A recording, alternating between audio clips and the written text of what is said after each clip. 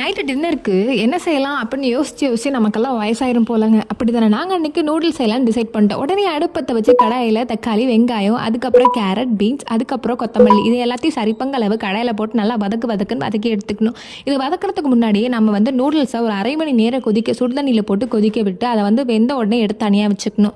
அதுக்கப்புறம் நம்ம வேக வச்ச நூடுல்ஸையும் போட்டுட்டு காய் வேகிற அளவுக்கு தண்ணியை ஊற்றிக்கணும். இதில் நாங்கள் எந்த ஒரு சாஸும் ஆட் பண்ணவே இல்லை. வீட்டு முறை நூடுல்ஸ் அப்படின்னே சொல்லலாம். நாங்கள் ஒரு பக்கம் இது செஞ்சுட்டு இருக்கும்போது அம்மா எங்களுக்கு இது பத்தாது, உங்கள் 2 பேத்துக்கே இது போதும் அப்படின்னு சொல்லி அம்மா சைடில் முட்டை தான் சுற்றிக்கிட்டு இருந்தாங்க.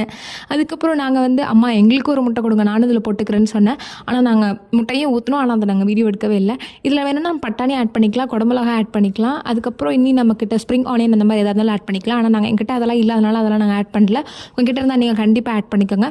அதுக்கப்புறம் நாங்கள் மசாலான்னு பார்த்தீங்கன்னா இதில் வந்துட்டு சாம்பார் தூள், கரம் மசாலா தூள், மல்லித்தூள் அது மட்டும்தான். அதுக்கப்புறம் நூடுல்ஸ் வேகிறதுக்கு ஒரு பொடி கொடுத்துருப்பாங்க, அது போட்டோம். வேறு எதுவுமே நாங்கள் போடவே இல்லை.